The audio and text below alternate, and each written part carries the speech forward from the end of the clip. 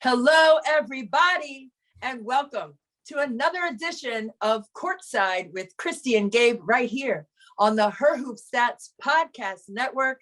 I am Christy Winter-Scott, joined as always by my guy, Gabe Ibrahim, and we are down to 4. We started at 68, and now we have 4, Gabe, and wow, did you get your bracket right?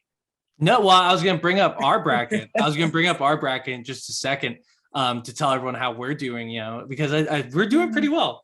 But it feels like, doesn't feel like yesterday, like we were literally, like we were doing the Courtside podcast, Courtside after the second round. Yes. And that was like a week ago. That was awesome, by the way. Oh, it was so much fun. It was so much fun to do that in College Park, But we got to do that, and now it's just like, boom, blink of an eye. I'm heading to Minnesota tomorrow, and then the season's going to be over on Sunday. Oh my gosh. Like, it went by in the blink of an eye. And we hope you're following us at Her Hoop Stats. We hope you subscribe to our YouTube channel. Our Twitter names are going to pop up somewhere below us now because we covered all of it. We were in College Park. We had people at at the first and second rounds. We had people at, I was in Greensboro for the tournament. Me and Marissa Sisk were in Greensboro. We had a crew, like 3 people in Bridgeport, and then we had you, Christy, in Wichita. So we had you covered. I hope you watch it. But it's been a wild ride. Do you want to hear where our bracket is? Do you want to know? I do. Let's start off with that, and then trickle down through it all. Okay, let me get like the actual. I wrote down that we are 56th in. Which isn't bad, because last year I was like 221st. I was like really close to being dead last among the pool. So we are 56 in a group of, let me get the 57. No, I'm just joking. 186. Oh, okay, so 108. That's pretty good. It's not bad. That's pretty good. I'd say it's pretty good. I'm pretty proud of that. We are so we have, let's see, 910 points with a possible 1,550 points remaining. Do you want to take a guess where our big miss was?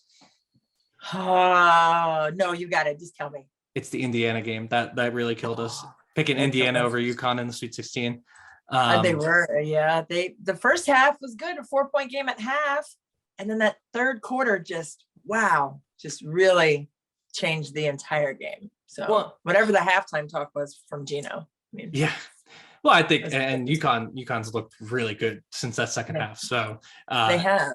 And I'm glad we got that NC State game. We'll talk more about the NC State game a little bit, but I'm glad it didn't happen because it was a little bit wishful thinking, and we got that really great NC State UConn game.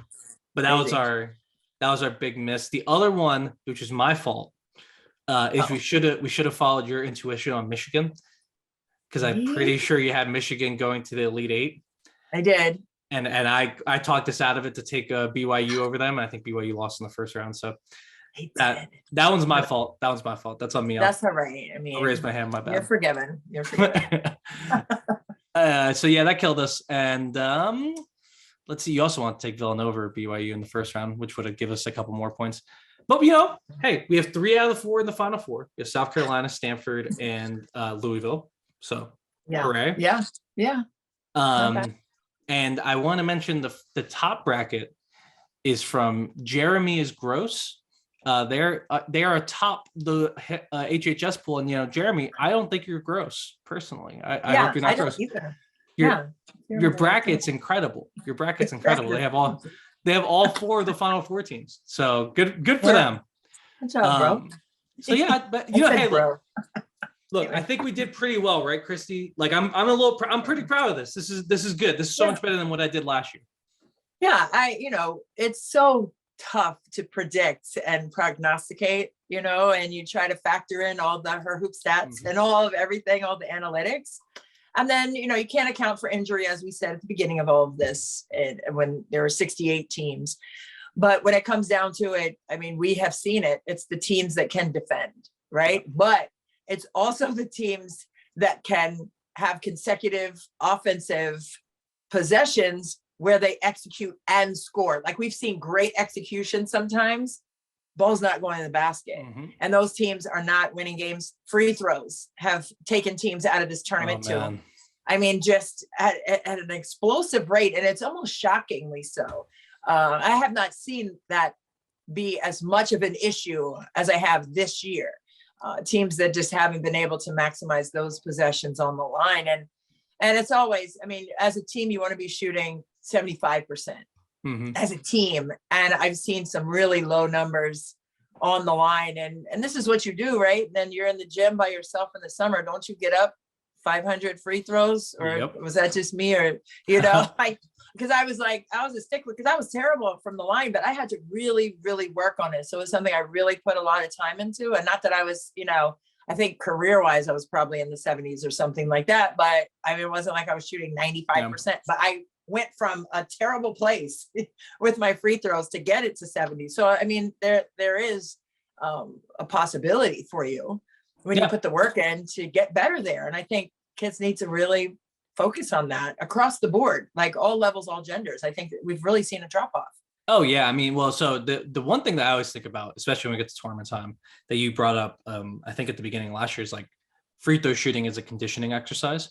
It is. You have to be conditioned. I love that because that's what's coming up. I think at this time of year on both sides, like you mentioned, men's and women's, like it is, you have to be in shape. You have to be ready. You have to know like what your body is to hit those free throws. And I think, you know, like South Carolina did a really good job getting in shape for that time frame at the end of the game to hit those free throws. Aaliyah Boston in particular, you know, she completely redid her body in part to make sure that she was in shape to hit free throws at the end of the game. So I'm with you. I think it's been huge on both sides. But Gabe, I also think, you know, for as much as it is physically, you know, to be in condition for those moments, man, it's a mental fight too. Like, you know, you have to put yourself in those situations mentally, like paint the picture. I think for me personally, I think I was very good at creating stressful moments for myself, and, you know, and maybe over the top with it. But I think it really helped me when I got into the game. I mean, to flash it back, right? We were in the final, the regional final, Spokane region, my junior year at Texas, a gazillion people. I've told the story before a little bit, how it was packed in there on the free throw line with 12 seconds to go. And my mom thought I shot it too fast, like, because she knew my rhythm, my dribble, spin, like I did it all the time. But she said she thought I did it too fast. She thought I was going to miss it. But I made both my free throws. But it's because I was at the line in the gym by myself saying 12 seconds, packed crowd, focus on your mechanics and do the same thing, right? Yeah. And, you know, there were times that didn't work so well for me. In high school, at my freshman year, I missed free throws in a critical moment. And that's what drove me to get better from the line. And then that moment happened. So it's a process, but it's also, yes, you want to be physically in condition, but mentally you got to prepare too for those moments and be ready to attack and execute. And I think from the free throw line, it sounds so easy, but there is a lot to that. I mean, there's focus. We've seen Elena Deladon, you know, the master of making her free throws with not a lot of, you know, different mechanics. It's a lift and flick and that's it. And, you know, she has just perfected it. But I think there's also a mental side of that conditioning that we don't talk about enough. I still remember that she missed one free throw in the game 5 of the 2019. I was like shocked. She was hurt. She was hurt and everything.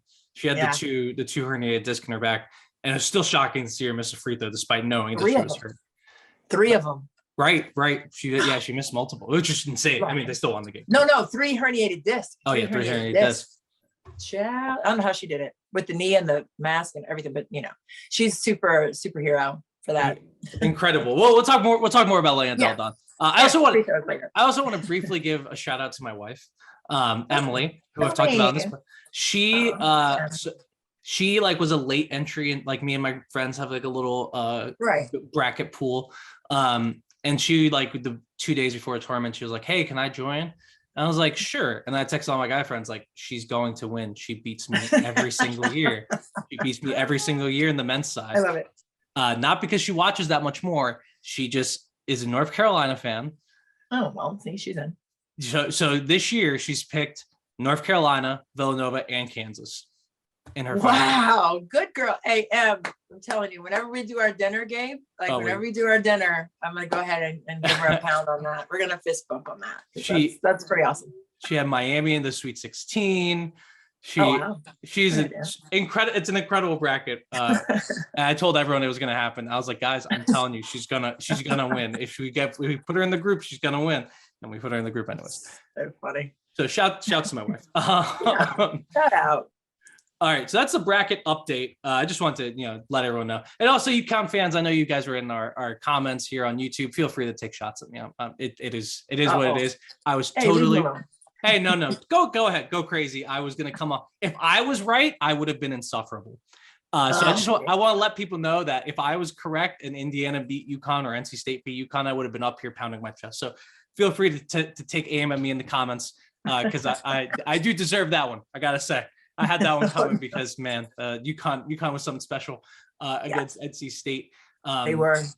You want to talk about that game? Let's just talk about that game. I feel like let's just go with that because, first of all, God, flat out amazing. We had it on. I was in Wichita. We were about to have our game because it was the one before ours, and they had it up on the jumbotron. So all of the fans in the arena were living and dying on every pass, shot, free throw. We were just talking about free throws. Mm-hmm. So it was pretty cool just to, have all of those fans also watching. They're probably on their phones watching, but wow, they had a jumbotron, so they put their phones away. But just ridiculously amazing. And then that shot, oh my gosh, that sent it into the second overtime. And then Paige in the second half in the 2 overtimes. Come on, dudes. You can't write that one better. And I think Gino said as much, like, we should both get in to the Final Four. He hated that Wes Moore had to lose with his team because of the effort that they put in that game. And then Dorka Juhas gets hurt. There were so many dramatic moments, highs and lows in that game just to digest and take in. It was tough to comprehend it all at once. I tell you that. No, and I feel really bad for Dorka. She was clearly her. Yeah. I was upset that they lingered on it so long, but regardless, just hope all the best to her and hope she's all right. I think she said that she's coming back already this year, so she'll be back next year, I believe. I am not sure on that. But it's just a gruesome situation. No. Yeah, it was just really sad. And she's a sweetheart of a girl. She was at Ohio State for a couple of seasons, so I got to know her and just always engaging, always came over to the table, just to say hello after practices and stuff like that. Just a sweet, kind young lady. So just all the best to Dorka on that. Yeah, all the best to her. But man, the game was, I compared it to Avengers Infinity War on Twitter because it was just like the narratives were perfect. It was like, you had an excellent play, right? You had the stars shining. You had Paige, giving us a wonderful game, 15 points in overtime. She was perfect. She was 5 for 5 in overtime, 6 for 6 at the line, no turnovers, no fouls, literal perfection in the overtime when UConn needed her most. You had bad calls that are going to be controversial forever. You had some questionable coaching decisions, which are also going to be talked about for a long time. And you just had the whole narrative was perfect. I thought, I felt so bad. I was going to feel so bad for whoever lost that game. I remember thinking, in OT, I was like, I just feel bad for whoever. Cause NC State, to me, I love watching that team this year. Their seniors have worked so hard to build that program. Wes Moore has got it going finally in NC State, and they finally get over the hump, right? They win the double in the ACC with the tournament championship and the regular season championship for the first time since 84-85. They finally get past the Sweet 16, and it took everything they had against Notre Dame. Yeah. And then they get there and they're just so close, and it didn't happen for them. And on the other side, I was looking at UConn. I was like, these kids, they've worked so hard. They put everything out there. I felt bad for them. And I was just like, I felt so bad for whoever's going to lose that game. And Gino was right. It's a shame. It's a shame that someone had to lose. Yeah, it's a shame. And, you were talking about execution and coaching decisions. I know Wes Moore said that he wished you could redo that last play over again and, get a better look. And we were watching that with bated breath, right? To see what they were going to come up with. And, they just didn't get the shot that they wanted. So he said he's going to have to sit and live with that for a long time. And as a coach, first of all, as a player, that's hard. But as a coach, I think it's even harder. And I think it's worse because, you want your kids to experience success and you're responsible for that experience. Mm-hmm. So I think it's 10 times worse as a coach in retrospect to know that, obviously he drew up that magnificent play to get the ball in the corner. So, I mean, there were plays that they executed perfectly. But that one just fell short and they looked disjointed and disorganized on that particular play. And boy, if they had it back, I wonder what he would have gone to in his bag of tricks to execute something for a better look. So it was tough all the way around, just dramatic, like you said. But wow, Paige with a magnificent second half and overtime. Azifa had 19, like she was amazing. Mm-hmm. And it wasn't just her shooting. She had some great assists and she was able to make good reads. She, the defense just went underneath on every action to her. But she was able to, and there was no help on the back end of that. She scored on a couple of those, but also dropped the dime to the weak side on a couple of those reads. So I thought Az did a tremendous job of making the correct reads as a freshman on that stage and in that situation. And Paige only a sophomore. So these babies, are out there doing what they do, and super proud of them because I know them. But second of all, just super proud of the game. Like the women's game had, I think, 2 million eyes on that game or over that. And I just think it just serves everyone, it serves the next generation of players watching freshmen and sophomores and teams in general, just fight for it. And I think that improves the game as well, right? To see what it takes to win. So they're going to carry that to their AAU teams, their high school teams, hopefully South Lake's team. And then it just motivates everyone to be better. And as coaches too, it motivates coaches to be better and to understand those moments and to be able to execute and to perform and be responsible, right? As a player and a coach in those moments. So just a lot of great stuff came out of that game. No, and I want to add Kristen Williams to that list of players just because 21 points, not the best shooting night, but she stuck with it and she came up huge for her team. And she's been a player who's been a huge part of this UConn program for a long time. I feel like she gets a little overlooked, and it's not her fault. It's like she's on the team with stars that have risen above basketball to a certain extent. So she kind of gets a little bit lower on the rung, but I thought she was incredible. I thought she was a huge reason they won. I thought on the other side, you gotta give it up to Kunane, who had a nice game offensively. I talked a little bit about our defensive shortcomings, but the whole thing on the strategy too. Like I see people like just going like, oh, they're slamming Wes for going under screens or for doing this or for doing that. And I said that I disagree with the idea of him hedging. I kind of broke that down on tape for my own newsletter, but I get it. The choices are bad when you're playing UConn. It is a tough team to guard. All of your choices are bad. Right. All of the choices are bad. It's the same thing with South Carolina and pretty much all teams in the Final Four. Your choices are bad. So it's like, are we going to stick? I think to a certain extent, like in the tournament, I think one of the most difficult things for coaches is deciding, do we stick with what we've done the majority of the year? Do we change things? How much can we change? I'm seeing things on Scout. Here's my idea. Do we have time to implement it? If we try to implement it and we can't, this is going to screw it. So I think the coaching at this point in the season is extremely difficult. So I'm always like, I get where the criticisms come from. I think a lot of them are fair. I just think that, I think people have to understand, like, it is difficult to make those calls in this time of year. No doubt about it. And I think you heard it. I mean, on the men's side with Coach K at Duke, he said, we went to the zone and that saved us. But my guys said, hey, coach, can we go back to man? And he's like, all right. So there's a lot of trust too. And it's not necessarily, it is always going to be what got you here, right? The basis of your progression and your philosophies is going to be what got you here is your defense and the way that you play it, whatever scheme you choose.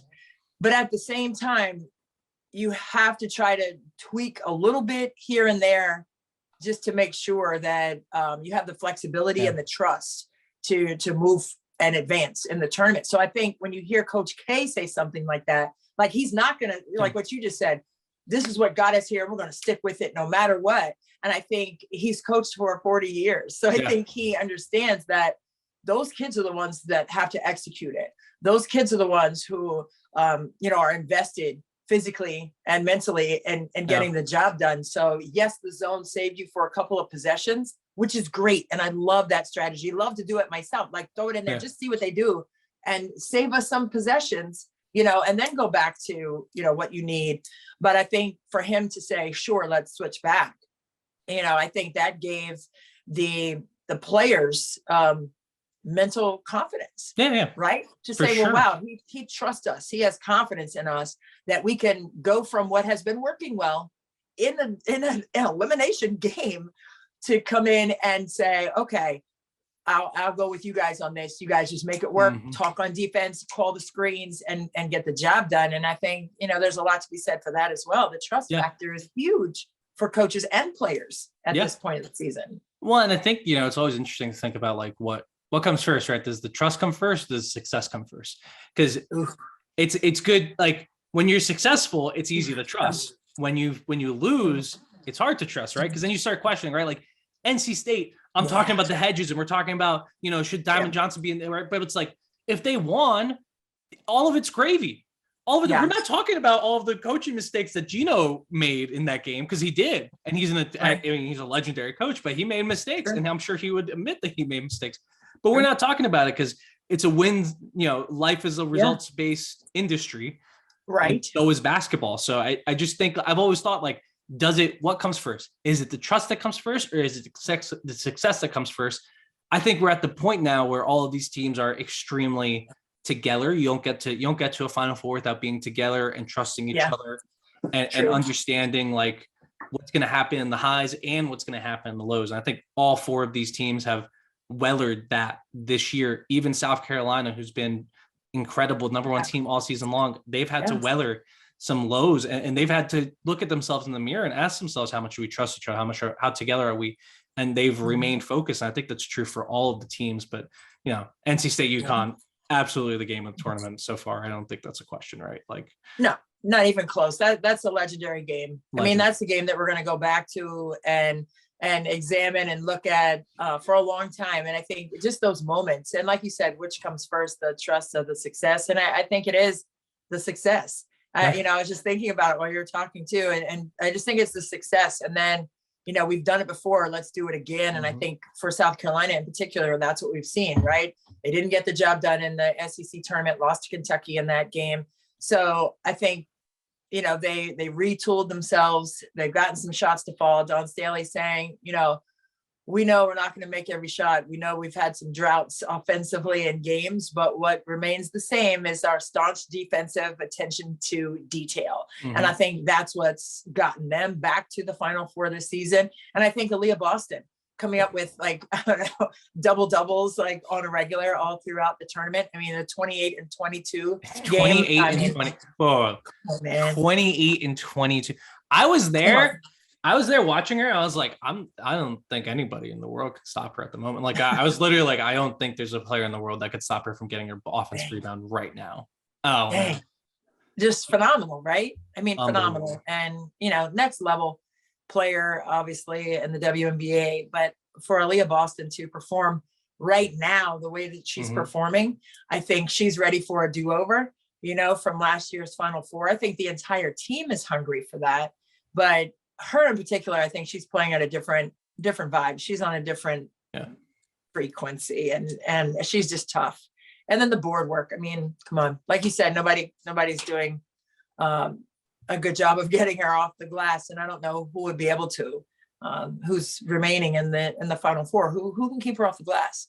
Well, let's talk about that. Three teams. Yeah. No, let's talk about it. Let's get right into our Louisville, South Carolina preview. I want to get your reactions from being in Wichita and seeing these teams up close. Sorry to Tennessee and South Dakota. We're not going to talk as much about you as you deserve, but we will someday. Because we have many episodes of this podcast. But let's preview this matchup. Let's start with South Carolina, like you were just saying. I mean, first off, there's not one player that can keep her off the boards. Perhaps there's a team that could do it. I don't know necessarily. It takes 5 people. And that was a theme with both North Carolina and Creighton. Both those teams are undersized, but even if you have one person that's big enough to kind of hold her at bay, still 5, you gotta get 5 people on the defensive glass when you're playing South Carolina. And like Creighton did, I'm telling you, Creighton did a really good job of that, and she still dominated because you couldn't. What are you going to do?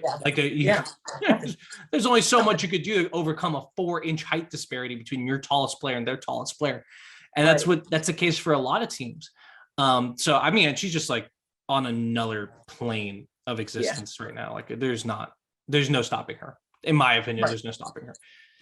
Yeah. That being said, I'm a little concerned about their offense still, just a little bit.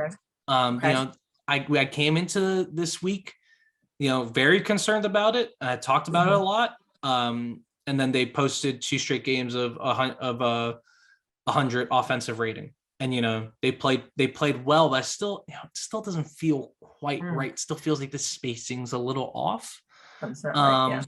They're still not hitting threes a ton, and that's affecting them. But I don't know. I just, at this point, I'm asking, like, does it matter? Does it matter if their offense isn't at peak performance? I think so. Okay. I think so. And I think, right now they've got to be at their best on both sides of the ball. Right. And I know Dawn Staley said, hey, we're not going to make every shot. You don't need to make every shot, but you got to make the makeable shots. Right. You got to knock them in. And the shot selection, I think, goes into that. And not that they're taking bad shots, but I'm saying you want to be taking the shots that you want to take, not the shots that the defense is forcing you to take. Right. Like, go ahead and take, we'll give you that. No, we don't want the crumbs of the offensive selection in terms of our shots. We want to take the shots we want to take. And of those shots, we want to knock the majority of those down. And I think they have to take advantage of where they have advantages. And I think it's inside, obviously, when they're playing Louisville. I think they have the size advantage, but so did Tennessee. Right. Yeah. Tennessee had a size advantage, but Olivia Cochran, she was magnificent on key, and she has the big black eye. She has a souvenir. Man, that thing was crucial. But so she's battle tested because of that. And all season long, she's been fantastic down in the paint, even giving up size. Right. I just think sometimes it's about positioning. Sometimes it's about your footwork. Sometimes it's about your speed. And I think she possesses all of that. So she could be disruptive to Aaliyah Boston down there because of all 3 of those factors. But it's got to be a collective effort, like you were saying, in terms of the rebounding, in terms of, clogging the space of Aaliyah Boston so she can't turn. And if she does turn, she can, create a charge. There's got to be some kind of, I guess, a tornado effect when it comes to surrounding her with a lot of attention. And because they're not hitting the threes. I mean, when Henny knocked in that 1 3, it was like, okay, that gives Boston some relief, and then now you can go back downstairs and get her some touches, but they've got to be able to knock those shots down because she's going to draw a crowd. Right. And maybe it doesn't have to be a 3. Maybe it can be, a scramble to the closeout for a 3 and Henny gets by somebody. Right. And pulls up for a mid-range. So maybe they can look to that mid-range area, since their threes aren't falling, but there's always a way to find a way to score. There's always a way. And it is, you got to calculate it. And you have to look at what your percentages are, obviously, and who's doing best, who's in a great flow and rhythm. But it doesn't always have to be inside or outside. Like when I say inside, it's in the restricted area of the paint, or outside the 3 line. Like we don't need, those 2 as being the determining factors. Let's not forget the mid-range game. So I think, I don't know, Dawn Staley she's a tremendous coach, obviously. I'm getting back to consecutive Final Fours, but I think, it doesn't have to be, you got to make your threes. It doesn't have to be that for South Carolina, but it does have to be cognizant of getting in the eye view of Aaliyah Boston when she gets the ball and she gets crowded with 2.5 kids on her. Yeah. Like somebody's got to move. Somebody's got to take a dive cut from the foul line and get to the opposite side. That's going to be there. There are other opportunities for other players on South Carolina to score the ball, but it's got to be quick reads and reactions. It's got to be, especially against a team like Louisville, who is excellent on the defensive end and making reads. They did a tremendous job on Naz Hillman. You know, I just remember her being crowded with the ball. And a couple times there were some slips on the opposite side for Emily Kaiser for Michigan to get some buckets because of it. So if South Carolina can move and shake off the ball, you know, especially when Boston gets it up, they'll be better served. Yeah, and they have struggled with that a little bit, especially in the Miami game. They just didn't. Yeah. You're right. Like, they were just stagnant kind of on the outside. And, you know, I think to a certain extent, though, like, I think South Carolina would like mid-rangers. Zia Cook can bury mid-rangers. This year's been extremely tough for Zia Cook. And she actually had a nice game against North Carolina. Not even like, it's not even close to her best game. It's just been such a struggle. It's been such a struggle this year. And you know, that's a player that I just want to see break out because she's such a great player. And, you know, you could see the work and the focus that she has.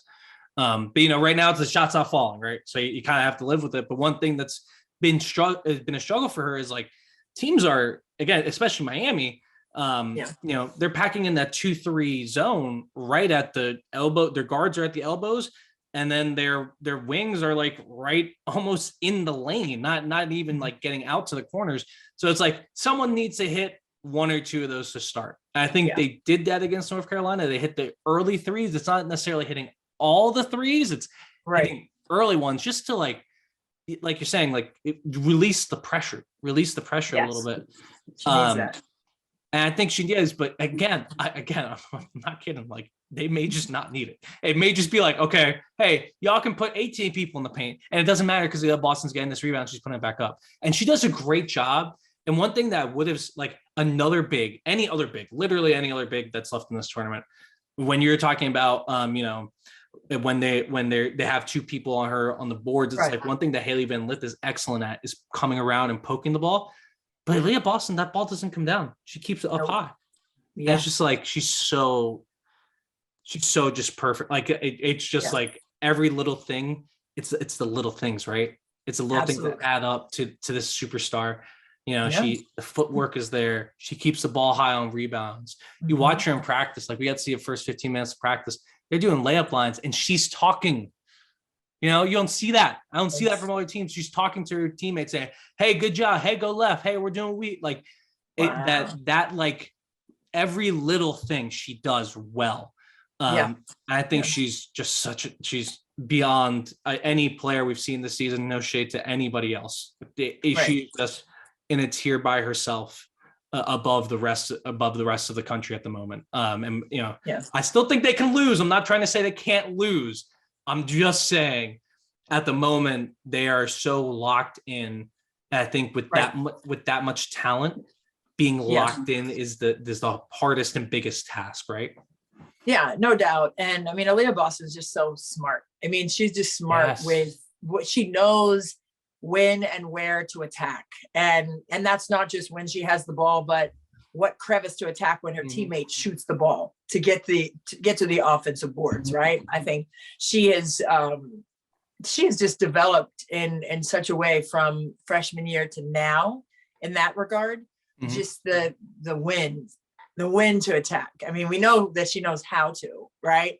But now I think what has really been fun to watch is when she attacks, how she attacks, and the wisdom that she brings to it. And when you have a vocal post player, I think that really helps. I mean, we love guards, and I'm not just saying that because I was a post, but I think it really does help because you see the floor in a different way from the post position, right? You see different things. And I think when you have that kind of leadership, that vocal leadership coming from a player like Leah Boston, like you were saying in the practices, I bet that was fun to see her step up into that kind of role. It doesn't always have to be the guards who are the leaders. Like, if you're a leader, regardless of how tall you are, regardless of your position on the floor, lead, right? So she possesses that quality. And I think that's what's carried South Carolina as well. So I just think they have all the pieces, but again, they just need to be consistent on the offensive end. You know what they're going to bring on the defensive side.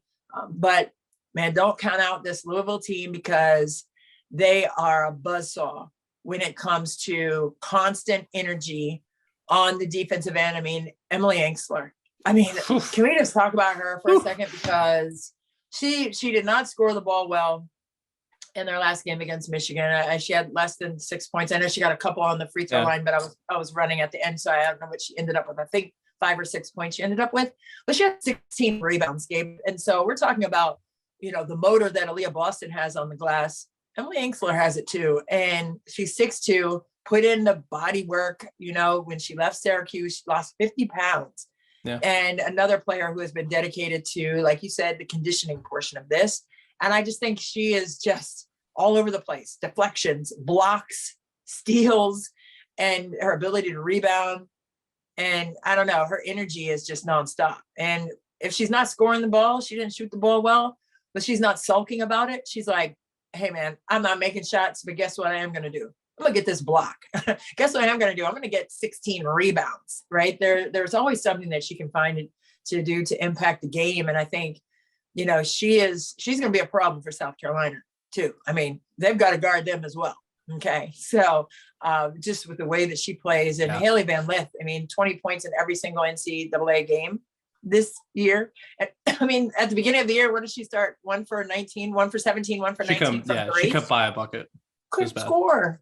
But she was the one. You're talking about practices. The practice on the dark day in between the two games, and she stayed after and was shooting around with Sam Purcell. Congrats to him going to Mississippi State as the head coach, but he's sticking with his Louisville squad. But he's rebounding for her, and she's knocking in 3 after 3 after 3 after 3. And I'm like, that's what it takes. And there's a game the next day and she's grinding it out and hitting every spot going around the horn, I'm like, that's why she's a great player. And that's, she puts the work in, and she's going to be a problem too, so South Carolina, for as great as they are defensively, they're going to have a test on their hands when they have this Louisville team in front of them, and they're playing with such fire and intensity.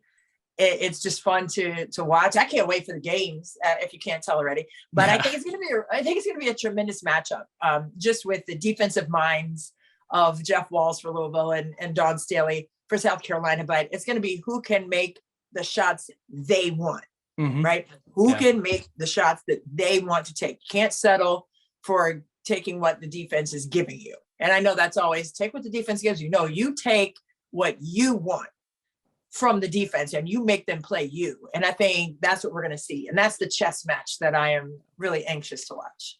No, I think it is a good matchup. The stat line for Emily Engstler is completely wild in this game, though. I want to read it out. 5 points on 1 of 9 shooting. That's bad, folks. That's not what you want.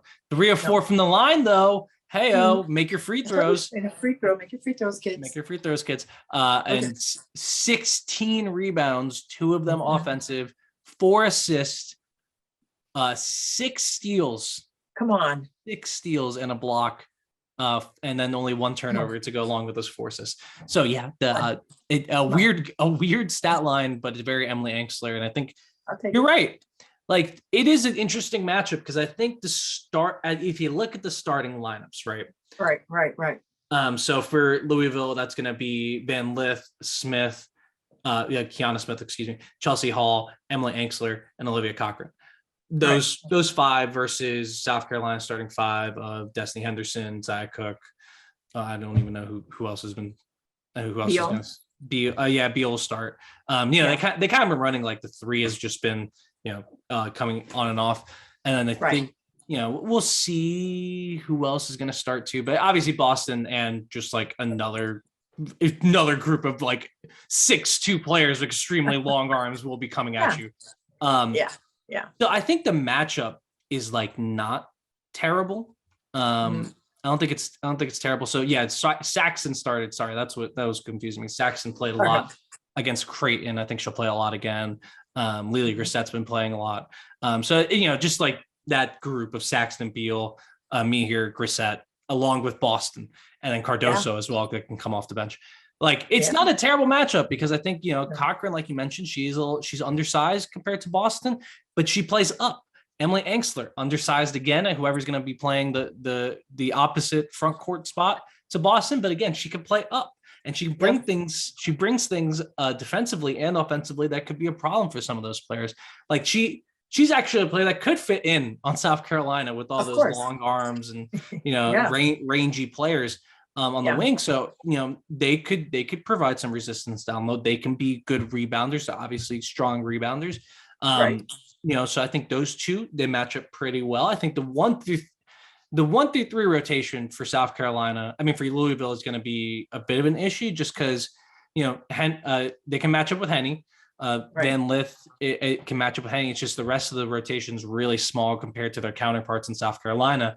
Right. And you kind of add in the fact that it's going to be tough for them to really help rebounding. I think they'll be helpful in digs and stuff. So South Carolina tries to post up like they like to do. I think it'll be a little bit tougher for them, but I think the rebounding aspect's going to be difficult for those backcourt players to super help with. So they'll need to come up with some creative things. But like I'm saying, like you mentioned, I think it's a pretty good matchup here. I don't see there's not like a huge gaping hole where we just say, well, South Carolina, they can have the size like against Creighton. I loved covering Creighton. I really had a great time watching that team play, but it was abundantly clear as soon as you saw the two teams step on the court. Well, one team is like 8 inches taller on average. That's not gonna happen against Louisville. Louisville can stand up to them. And I think, hey, maybe Liz Dixon plays a bigger role. Liz Dixon's 6'5", so she hasn't played. Her minutes are up and down, and she's had big games this year. She's a senior. She's been in these moments.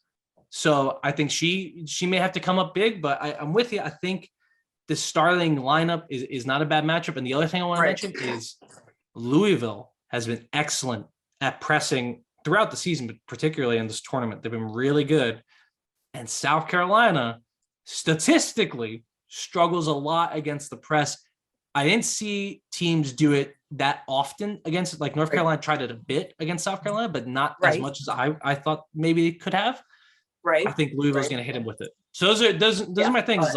They're not going to lose the game at the first minute because they're so undersized. And if they can press and execute that well, I could see it happening. I could see the upset happening. Yeah. And speaking with Jeff Walz about the press, right? He said in the first 2 rounds, we brought it out. We haven't pressed a lot all season long, right? But in their first 2 games in the NCAA tournament, they brought it out and it worked for them. So they said, hey, we're going to try it again just because, and it goes back to what we were saying earlier about trust and success, right? So now he trusts that his team can execute. And at spot moments, he's not going to press the entire game, right? But in spot moments, a made free throw or a made shot, they might, every other made shot, they may do it and bring it out, or every 3 made shots. So you never know when it's coming, which is going to be difficult for South Carolina because there's no rhyme or reason to it. It's just there sometimes it's not. And it keeps you off balance and on your toes. But I think Jeff Walz has said it, it's worked for us. So we're going to try it. I'm sure they're going to bring that out, especially seeing, the difficulties that South Carolina has had against the press. So we'll see what that looks like. If they can get it over that first line of their press, and then they have that relief to the middle and then opposite. They can break it, but it's going to be quite a test to get it over that front line for Louisville defensively, right? I agree. I think it is going to be. It's going to be tough, but I'm not going to get too ahead of myself. Right, it's South Carolina, and for the record, I still think they're going to win. I don't know. Do you agree? I think we haven't changed our picks. No, we haven't changed our picks, and I think it's going to be a great game. I hope it's another epic, dramatic game like the UConn-NC State game, and I think it's going to be something like that. It's not going to be neither one of these games in the Final Four, by the way, or any of the 3 games in the Final Four are going to be a blowout. These teams are at this point of the season for a reason. Okay, they're tough. Okay, and not that the other 4 teams aren't. They were tough enough to get into the tournament. So there's toughness across the board, but there is consistency, there is efficiency, and when you have the toughness to go with those 2 things, that's why they're at this point and at the pinnacle of making history for their programs. So I think it's going to be a close game between South Carolina and Louisville. I think it's going to be a defensive battle, but it's going to come down to who makes the shots that they want. And I think it's going to be a challenge for both teams to get the shots that they want. And that's why we love watching. Yeah, no, we'll see. I'm interested in this one. I think it's gonna be good. So just so everyone knows, the line right now, according to ESPN, is South Carolina favored by 8 points. Our her hoop stats model, which has been crushing it in the NCAA tournament, Really has South Carolina as a 6-point favorite. Wow. And it also has the total points at 123, whereas the over-under on the betting markets is 120. So if you're looking for some bets, there may be some good ones.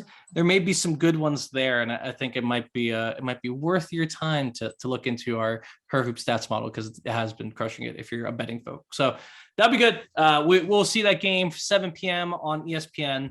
I'll be in the boat. I'll be in the building in the Target Center.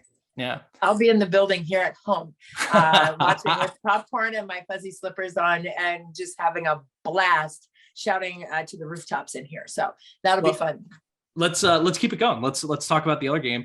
Yeah. Stanford UConn, which will come on right after that at 9:30 p.m.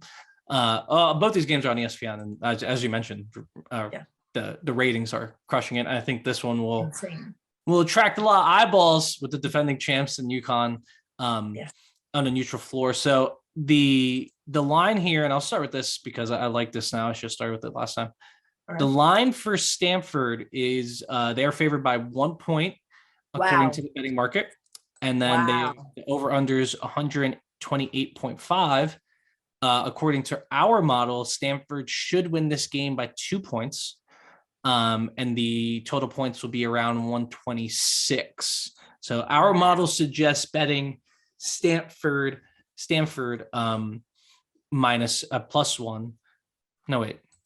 Yeah, Stanford -1, and then the under in that one. But the matchup's amazing. I mean, the matchup's amazing. You know, guess who's leading this tournament in scoring among players that are still playing? Oh, man. Aaliyah Boston? No. Wait. Haley? No. Jones? No. It is. Wait. Tell me. Who is it? You want me to tell you? Yeah. Tell me. It is Lexi Hall. She has 22 points a game. Oh. Right? Wow. I saw that. I was like, no way. Correct. I mean, correct me if I'm wrong, guys. I did look this up on CBB Analytics. So I may have done something wrong, but they're telling me that that she's in fact leading the tournament in scoring among players that are still around.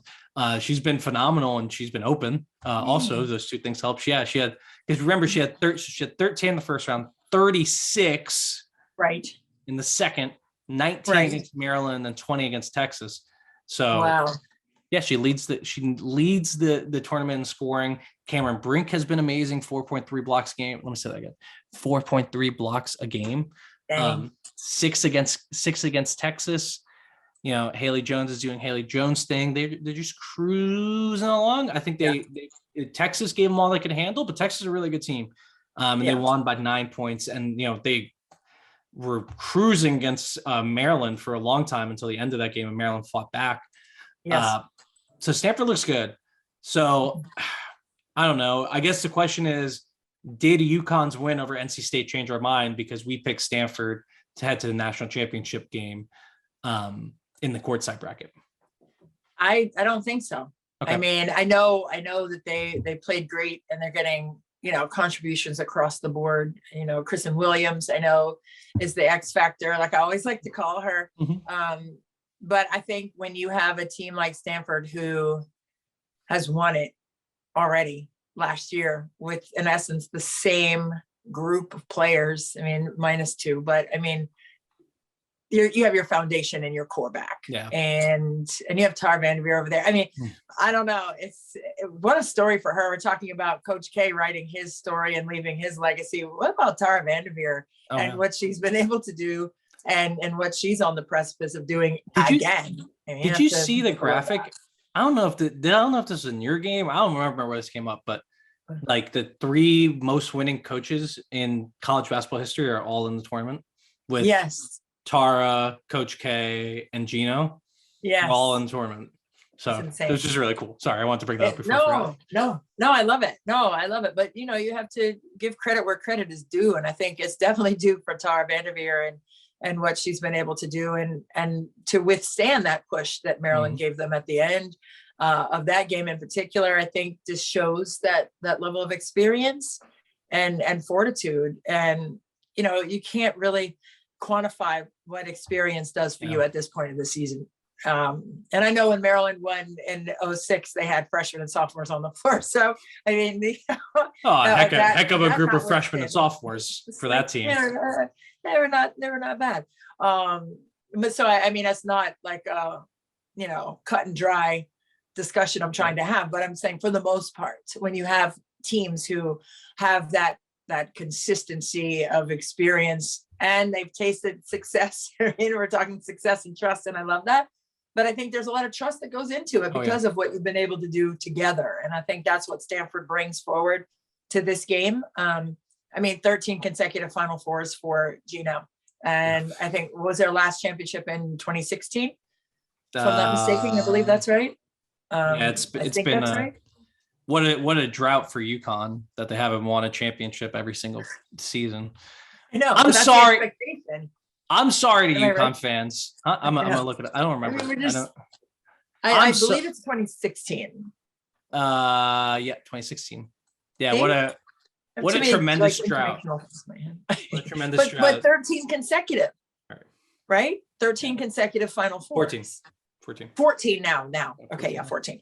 So 14 consecutive Final Fours, and their last one was in 2016.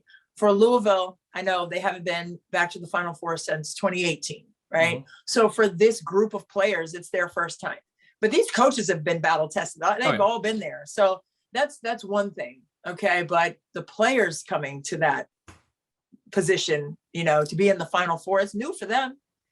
Yeah. It's new for them. And to do what it takes to win, I think is going to be quite a challenge. And to have all those basketball minds, like I was in huddles, watching whiteboards, and not that I'm in there to report on strategy. Yeah. I'm there to report on the emotions and, the things coming out of it leadership wise and focal points.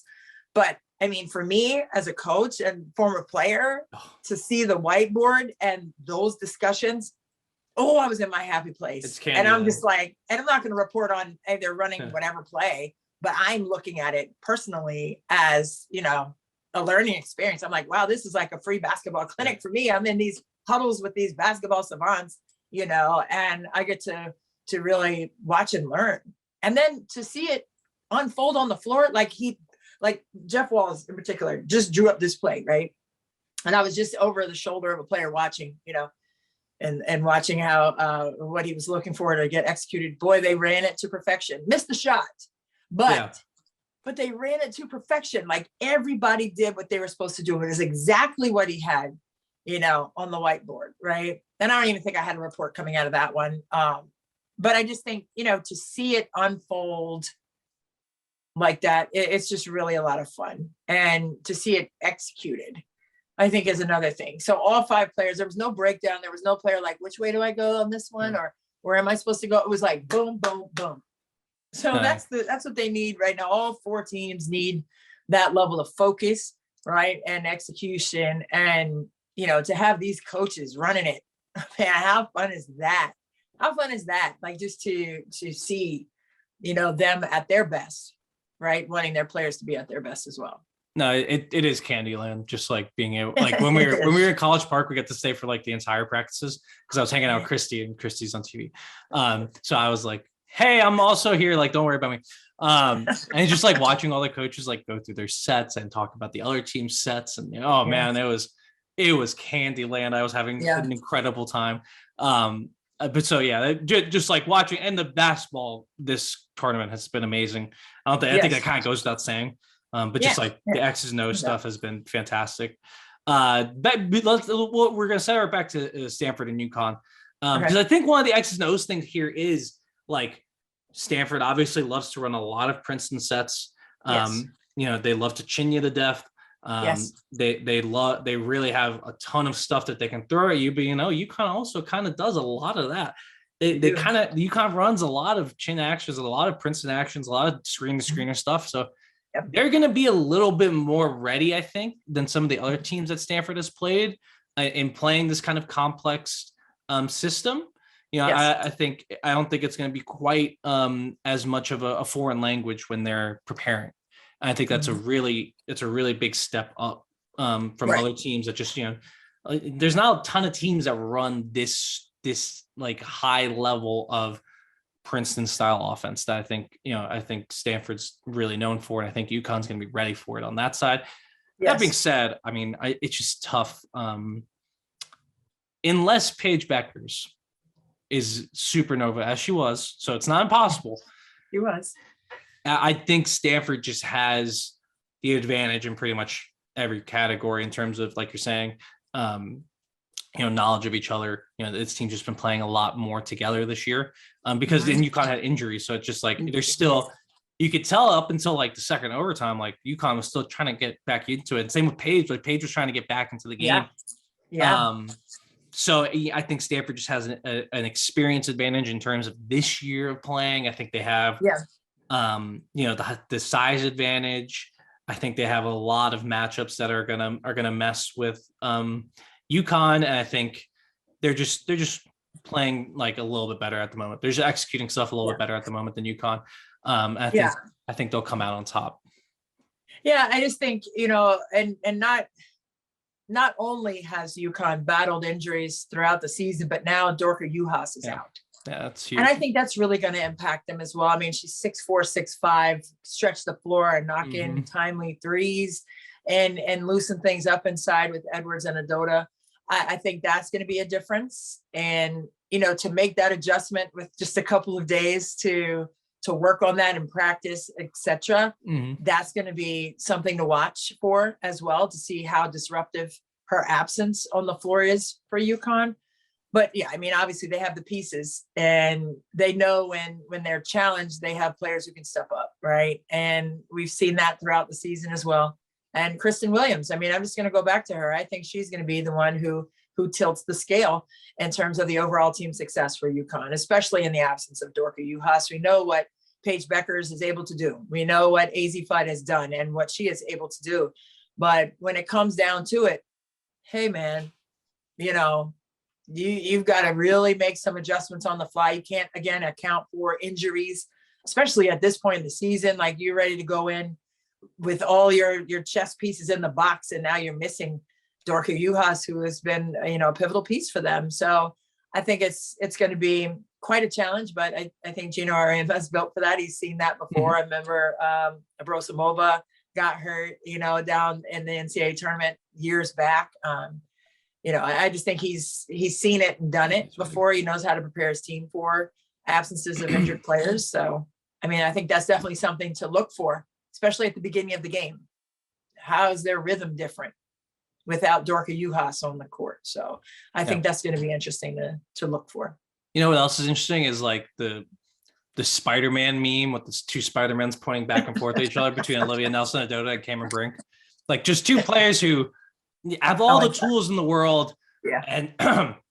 And Cameron's been incredible in this tournament. Yeah. Absolutely stunning.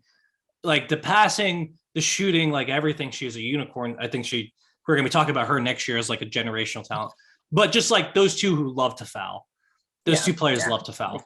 And like, frankly, Olivia Nelson-Ododa got away with like between 6 and 8 fouls against NC State. And that happens, but she just, it's going to be really funny to see which one of them gets in foul trouble first, because I guarantee you one of them will be in foul trouble. I can guarantee it without a shade of and I think that hurts UConn more, though, right? Without Dorka on the floor. So they have to be smart, disciplined. And the other player that needs to step up, and we've said this all year, is Avina Westbrook. I mean, like, look, if there's a time to do it, Avina, now is the time.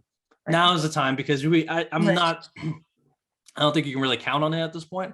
But if you're going to have a big offensive game, now is the time, Avina. So we'll see if she can step up. I think Aaliyah Edwards played nicely too. So UConn has a chance. Who do you think? UConn has a better chance than Louisville, right? I think so. I think, gosh, that's such a tell. Me, I'm going through, when you ask me questions, I have like 10 wheels spinning, because there's so many factors for me that have to go right. I think it's going to be, I think Louisville is going to surprise some people with their energy on the defensive end. And if they can turn that into points off turnovers, which they did against Michigan, I think that could be a difference maker that we're not really talking about. So I'm not ready to count Louisville out. I can't because Oh, I have my no. eyeballs on them. I have my eyeballs on them. I don't know. That's going to be tough. I know for UConn, I think the challenge is going to be what they look like without one of their rotational players to rotate to with UHAS. But I think, I mean, you already said the numbers, so +8 for South Carolina and +2 for Stanford. So I think that tells the story right there statistically with everything all calculated through. But the eyeball test for me, I think both games are going to be 2-point games or 1-point games or buzzer beater situations. I think both games are going to be close and tight. Or late free throws. Will make them. Free throws. And we were talking about that. So I don't know if I answered your question, but I mean, I think UConn has a better chance, but I can't say that 1,000% because of Louisville's energy on defense. They're fighters, man. Like they don't quit.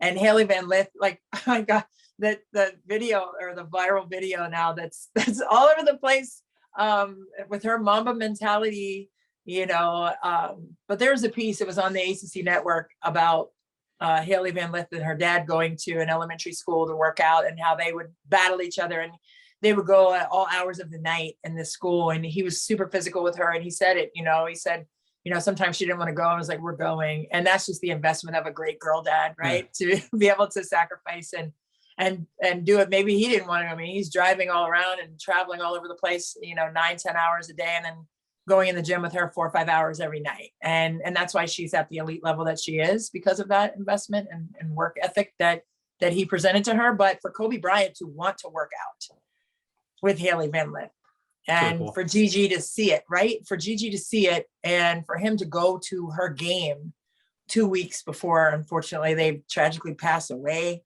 I watched that video the day of the game, and I think that's why that was on my spirit to ask her, like, what would that little girl say to you? That worked out in the gym with her dad, like in the dusty elementary school gym for hours and hours. And what would she say to you in this moment? Like, it took you that kind of effort to get you here, kind of situation. And then, with asking her about Kobe, I just think that his name needs to remain in the women's game, because Gigi, rest her soul, my gosh, would be a high school sophomore or a junior right now. And it's just, it's so tragic. But I think his imprint is still on the game of basketball in general. But I think especially 100%. On the women's side, because of the relationships that he built with players like Haley Van Lith. And maybe people didn't know that story, but they do now. I mean, Sports Illustrated and all these people are like talking about it. So I'm like, well, I think that's just another way to keep Kobe Bryant and Gigi Bryant and their legacies in front of us. I know Vanessa Bryant, I know she had it on her story, the clip of Haley Van Lith saying what Kobe would say, and he would definitely say something like that to her, I'm sure. But it was just, I don't know, it was just, for me, it was special because, I think that he needs to, that's just another great way to keep the Mamba mentality flowing through our women's game. So. Oh, I love it. I need the shirt. Go bleep and win this bleep from Haley Van Lith. Love it. I can't believe I was standing there and she said, and then I was like, okay, thank you so much. Thanks. I was like, okay. It's like, okay. But it's also like, honestly, I was waiting for her to answer. I was like, I mean, this has to include a curse word if it's Kobe. It's like, that's what he did. Yeah. He was that type of guy. So no, I love that answer. And I think it's a great moment. Very clippable moment. I don't know if it's going to make one shining moment. Just because if it's content, if it's just video, no audio, maybe, yeah. But it'll be an one shining moment as a collective society of basketball fans. It'll be my one shining moment. And mine for sure. But yeah, those are our two Final Four games. I don't think it makes sense too much to talk too much about the final yet. Maybe we can rip a pod in the off day. Maybe we'll see if we can get that done to talk more about the final. But I mean, we both have. Do you think just like one? We're just gonna pick it. We're gonna pick it right now because we both picked South Carolina and Stanford to make it. Okay. I'm still picking Stanford. I'm sticking with our bracket because I want it. I'm doing it. I like that, but I just think there's going to be the redo factor for South Carolina. Sure. And I know we picked, Stanford like collectively as a team, Gabe, but I don't know. I keep picturing Aaliyah Boston's face when she missed that shot, dude. And I just think that is going to take her to another level in that game, and she's going to play an amazing game and just put it behind her and leave that as her legacy, and not that missed shot as her legacy in the Final Four and her attempt to get a title. I just think she's got it in her to prove herself right. And it's not about proving anyone wrong. It's about proving yourself right at this point. And I think Aaliyah Boston has that quality in her. And I think that's what's going to get Stanford and a loss in the championship game. We'll see. I mean, I'll be happy for all four of these teams. Even you, UConn. I will be happy for you guys if you win the championship, because I really like the way the team plays and they care about each other. And that's all I'm in it for. I'm in it for. I just want to see teams that care about each other do well. So I'll be happy for all four of these teams. And I think they should be very proud of making it there. But, I think Stanford, South Carolina is going to be amazing. And I agree. I mean, South Carolina's been incredible. Stanford's been incredible. So I'm really glad to see that we still have the hope for that. We'll see what happens before the title game. All right. So I did want to bring up some other things, because we'll probably have to talk about these on a future Courtside episode. So 88 players opted into the WNBA draft ahead of the Final Four. Saw that. That's a lot of players. It's not a lot of spots. Yeah, there's I don't remember how many I counted, but it's like it's around 20 spots that are really available for draftees. So wow, tough. But I got my, I'm ready. I'm ready for the draft, April 11th, and that's gonna be fun. But I just hope that there's a safety net for a lot of those kids, because obviously those numbers, 88 of them, that not everyone's gonna land on a team. Well, and I think it's hey, put your name in the draft if you're graduating. If not, you can always play in Europe, or you can get a day job. Hey, the basketball, it should be available to you. So the Elite 8 players have an extra 48 hours, I believe. So I don't know when that runs out or when that started, to be honest. But it'll be sometime this week. The Elite 8 players have to announce. Naz Hillman's already announced, just in case you guys were wondering. Yeah. Final Four players have until the same time frame, 48 hours after the championship game, to opt in. We assume that we know who's doing that from these four teams. Yes. The other thing, I don't know if you caught it, Lexi Brown was traded to the Sparks earlier today. Oh my goodness, I missed that. Yeah. Wow. Yeah, it's interesting. Wow. Yeah, she's gonna have to fight for a spot with Aurela Griantis and Taya Cooper, I believe. We'll see what happens, right? Yeah. But I think that's a great pickup for them, because they kind of need a nice vet guard there.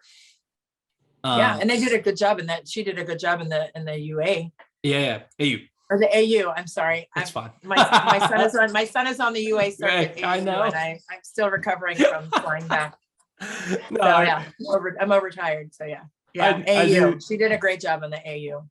I knew that was the mix up. And Lexi. Cheers. Okay, go ahead.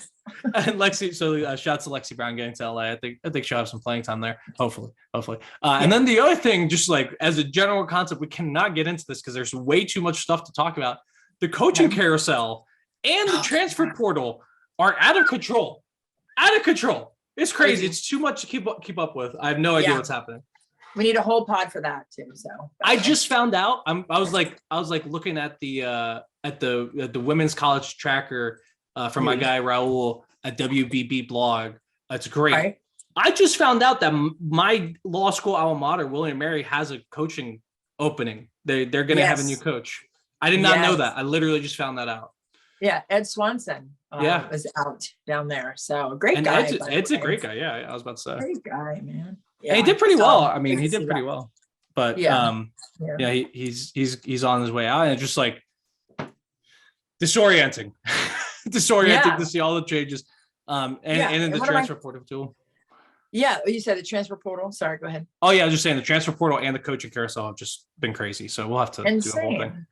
Yeah, just with William and Mary real quick. One of our players from South Lakes, Abby Rendell, graduated from William and Mary a couple years ago. And, so the recruiting process and all that with Ed was great. And they also offered Bree, to play down there. So the recruiting process with her. So, I mean, you hate to see people go, especially the coaches like that and have had relationships with, but there's a spot for him somewhere because he's a great coach, so and a great person too. So they just it was like literally like I was scrolling down the list. I was like, William and Mary, like we have, and Natasha Adair, we saw her and we were talking about how we were really excited about Delaware, and now she's in Arizona State.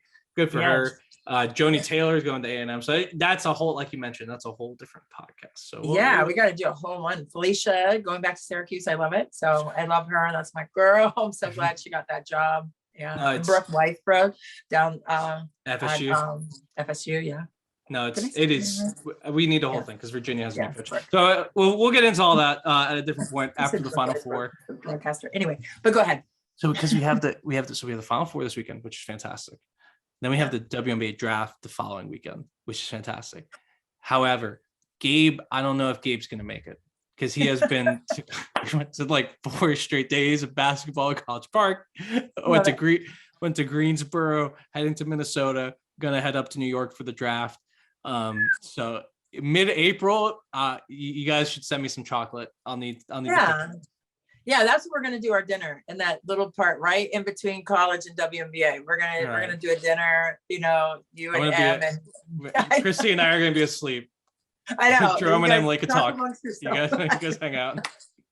You guys talk amongst yourselves. We're taking a nap. Yeah. So. But yeah, that's all I got, Christy. That's all I got. Yeah.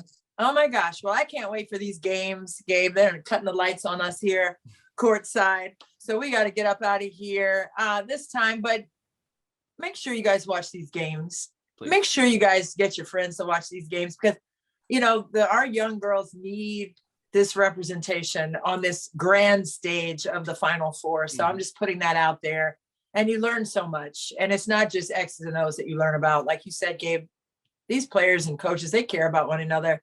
They want this experience for one another, and they're going to compete at a really, really high level. And that's the beauty of sports, and, drag people and get them to watch. I think, a lot of people have put their eyes on our game, and I think it's going to be even more so for the Final Four and beyond. So for this edition of Courtside with Christy and Gabe, we're going to cut it off, but we're going to bring you all of what you need to know coming up, possibly on an in-between pod, in between the 2 games and the championship game coming up soon right here on Her Hoop Stats and the podcast network that we have here. But I'm Christy Winter-Scott for Gabe Ibrahim.